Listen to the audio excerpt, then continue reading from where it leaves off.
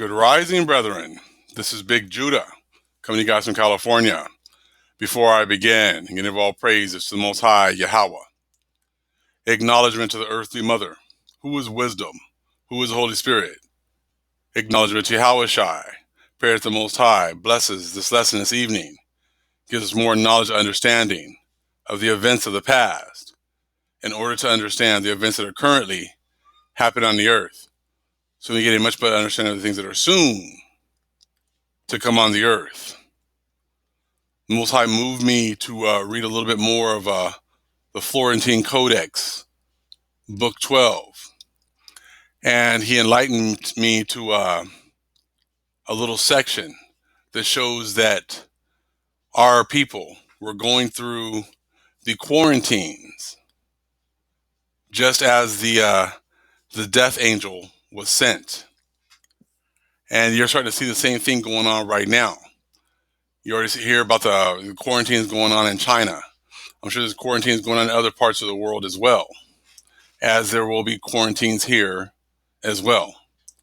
As the Spaniards were slowly making their way to our capital city of Tenochtitlan, they were the people had already knew that death was on its way.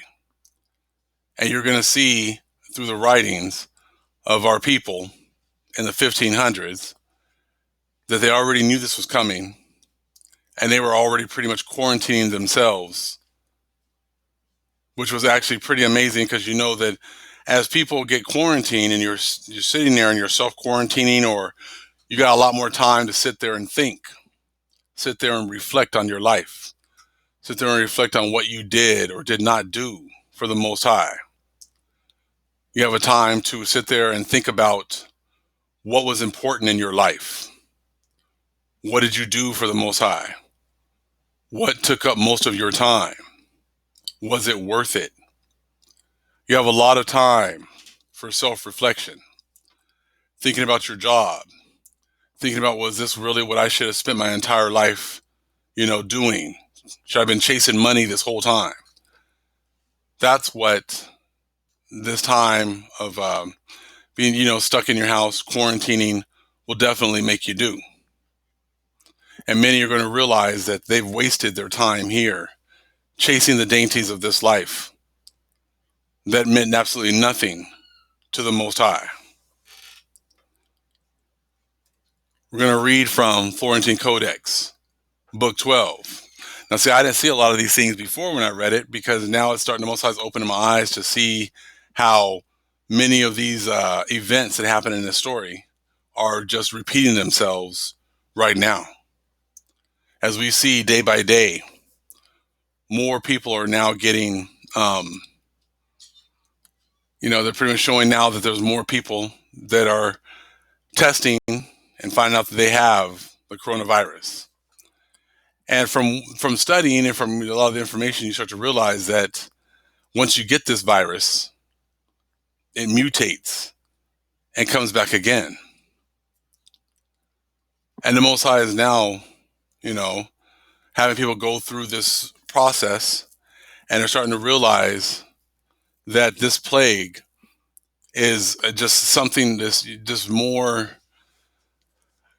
it's just absolutely, I mean, the thing is, it's just kind of hard to put in words when you think about it, because this plague is just so destructive, and it has so many waves to it, so many layers to it, that only the Most High could have come up with something like this, where, you get infected, you get sick, you get better, but you never really get rid of it. You're always contagious. And then you go through the whole cycle again where you get sick. I said, it's just, it's truly a devastating disease that we see going on right now.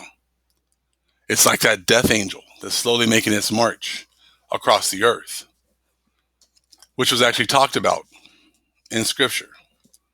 Let's read a little bit right now. Of 2nd Esdras 15 and 27. For now are the plagues come upon the whole earth. See, these plagues that were coming at the end was going to be a plagues over the whole earth. Just like I said before, this next destruction is going to pale, is going to make the old one in Egypt pale in comparison. You should now be able to start to see how these scriptures are now starting to make much more sense and have a lot more clarity. Again, 2 Ezra 15:27. For now are the plagues come upon the whole earth, and ye shall remain in them. For the Most High shall not deliver you, because ye have sinned against him. As you're starting to see, a lot of people now are realizing that you need that Psalm 91 coverage in order to be, set aside from what is to come. But 2 Ezra 15 lets you know that it's not Caesarate that's going to save you. It's not believing in Caesarate that's going to save you. He has to choose you, because he's the one that's going to deliver you from what's to come. So listen to that one more time. 2 Ezra 15:27. This is why you see a lot of these books have been hidden. For now are the plagues come upon the whole earth, and ye shall remain in them. For the Most High shall not deliver you, because ye have sinned against him. So if you are sinning against the Most High, the real Most High, his people, ignoring their plight, he's telling you that he's going to leave you in these plagues. So no matter if you say, I believe in Jesus and he's gonna cover me and everything else, he doesn't exist. But now let's read a little bit about how, these death angels of the Most High, these Spaniards who are bringing death and destruction to our people, were slowly making their trek to our main city. And then the response of our people. I'm going to read it. This is the 14th chapter, okay? And Moctezuma yet in vain had commanded that the highway be closed off. They planted the one which led direct here to Mexico with magueys. And there they let them look upon the road which entered Texcoco. So he's trying to get them to not come to his land and, divert them somewhere else. Okay? And there they had blocked the way with a wall of maguey plants. Then the Spaniards realized it. They saw that it only blocked the way. They scorned it. They took it up. They kicked each plant away. They made them burst, out of their places. Far did they cast the magueys. They slept there at Amaquimican. Thereupon they came on. They came on direct. They came direct along the road. They came to reach Cuitlahuac. That time they also slept there. They assembled the rulers who held sway everywhere over the people of the floating gardens. Xochimilco, Cuitlahuac, and Mizquic. They spoke to them just the same way that they had spoken to the Chalcan rulers. And these rulers of the people of the floating gardens at once also submitted to them. So all these rulers were just submitting to them because they knew that they could not fight them. And when the Spaniards had been satisfied, then they moved on. They came to settle themselves at Itztalpalapan. Thereupon they summoned the rulers. They caused them to be summoned. They were known as the Four Lords. I'm not even going to read those 4 words, all right? In just the same manner as they had spoken to the floating gardens people's rulers, so they interviewed them, as hath been told. And likewise, peacefully, quietly, they submitted to the Spaniards. So as you see, these death angels are just coming. They're just coming, and the people know that they can't fight them, so they just make peace with them. Okay? And Moctezuma did not command that any make war against them, that any contend against them in battle. No one was to contend against them in battle.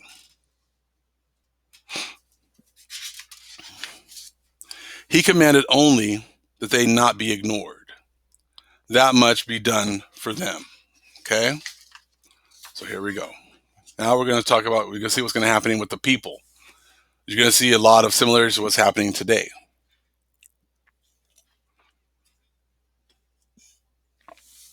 Let's see. And when this had happened, Here it was as if Mexico lay silent. So like the whole city of Tenochtitlan was silent, okay? No one went forth. No one was leaving their homes. No one was going anywhere, okay? No one was going forth. Mothers no longer let their children go forth. So these children now were staying home. No more schooling, no more out running the streets, no more hanging out with their friends. They were just home, okay? So the mothers no longer let their children go forth. The roads were quite clean. They were wide open. So you said no one's going anywhere. Everyone's staying home. The roads were wide open. As in early morning, no one went across. No one crossed it. So no one's going anywhere. Pretty much everyone's quarantining themselves in their own homes. Just like what was going on in China, and I'm sure is going on just like in other parts of the world. There was an entering of the houses. There was preoccupation only with being afflicted. So like I said, these people were afflicting themselves, just thinking, knowing that death and destruction was on its way.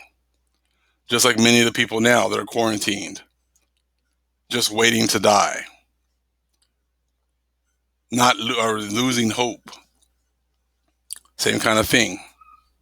Okay? It says, the common folk said, let it be thus. Let it be accursed. What more will it be that you do? For already we are to die. Already we are to perish. Yea, already we await our death. That's what our people were going through, the anguish that they were going through. And these kinds of things that our people were going through have been hidden. They don't want people to know that a lot of the things that they're going to go through, or they're going through right now, our people already went through. Now you start to see why these books are so expensive, if you can get them at all, because it's explaining the same things you're seeing today going on when our people were being removed from the head to the tail, when we were being removed from being in the blessings to the cursings. Starting to see a lot of the same similarities of what's going on. Like I said, no school, no one went forth to work, no one was going to stores, no one was going out to have fun. People stayed home and only afflicted themselves. You imagine just sitting there with all this time just to think about all these things. Now they're talking about, they've already closed down Disneyland and Japan and China. They were talking about actually playing March Madness with no crowds, malls being closed down, possibly movies being closed down.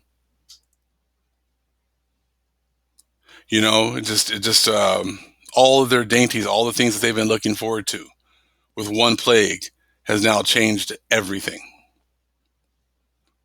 And a lot of it, like when you're sitting there waiting to be afflicted, it's kind of like when you got in trouble. You broke something in the house, something really expensive at the house, and your mom tells you to go to your room, sit there, and wait till daddy gets home. And she tells you, don't turn on that TV. Don't play no games. Just sit there and wait. And you know how long, if it happened around 2 o'clock, 1 o'clock, dad doesn't get home till 5:30, 6 o'clock, you're sitting there for 3 or 4 hours, letting all that stuff, all that pain is about to happen. When dad comes home and bring that belt to the house, all you're thinking about that for the next 3 or 4 hours. Same kind of a thing. They know that butt whooping is coming. And same thing now with the world. The world is now having to, really kind of do a lot of self-reflection, realizing that this virus isn't like anything that they've seen before. See, many people are still trying to act like it's a hoax, it's fake, it's this, it's that. We'll see soon enough. Many people, because they've been on top so long, or we've been on the bottom so long, can't believe that the Most High is really doing this right now. But yes, this is really happening right now. So talking about when you're reading this, it's talking about No one's going anywhere. The streets are totally clear. No one's going anywhere. No one's going to work. Does that not look like this? Does that not sound like this? Everyone's staying at home. No one's going anywhere. Kids aren't going to school. No one's going shopping. Looks a lot like this, doesn't it? Or something like this. Everything comes to a complete stop. A lot of their, I think this is when Disneyland China or Japan closed. You know, like I said, all these scriptures are now just popping up, and it's all starting to make so much sense.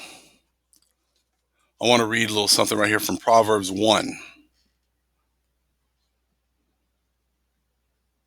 Get that real quick. Proverbs 1. We'll read from 19 down. So are the ways of everyone that is greedy of gain, which taketh away the life of the owners thereof. That's talking about all these people who have been greedy, coming over to our lands and taking away the lives of the owners. We own the lands the Most High has given us. And these other people have taken the lives of the owners. Wisdom crieth without. She uttereth her voice in the streets. She crieth in the chief place of concourse, in the openings of the gates. In the city she uttereth her words, saying, How long, ye simple ones, will ye love simplicity? And the scorners delight in their scorning. The fool and fools hate knowledge. Now it's easy to point out who are the simple ones. It's easy to point out the ones who don't have knowledge and understanding, the ones the Most High is not enlightened to understand the whole truth. It all is starting to make so much sense. 23. Turn you at my reproof. Behold, I will pour out my spirit unto you. I will make known my words unto you.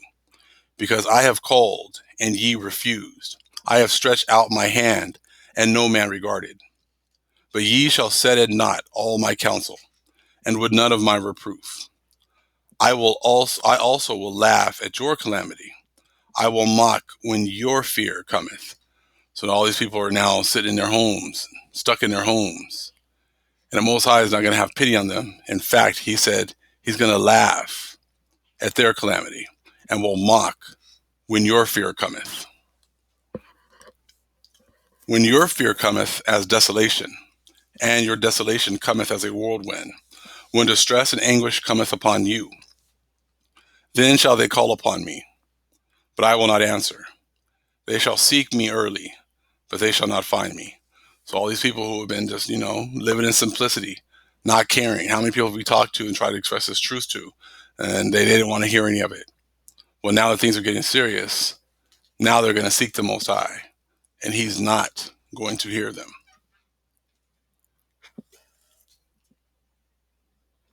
We're going to 29. For that they hated knowledge and did not choose the fear of the Most High. They would none of my counsel. They despised all my reproof. Therefore shall they eat of the fruit of their own way and be filled with their own devices. For the turning away of the simple shall slay them, and the prosperity of fools shall destroy them. But whoso hearkeneth unto me shall dwell safely, and shall be quiet from fear of evil. That's just showing you how this is going to go down, how it's already been, released on the earth, and how important it is now to be chasing after the Most High and doing our best to understand what his will and the things he wants from us as well.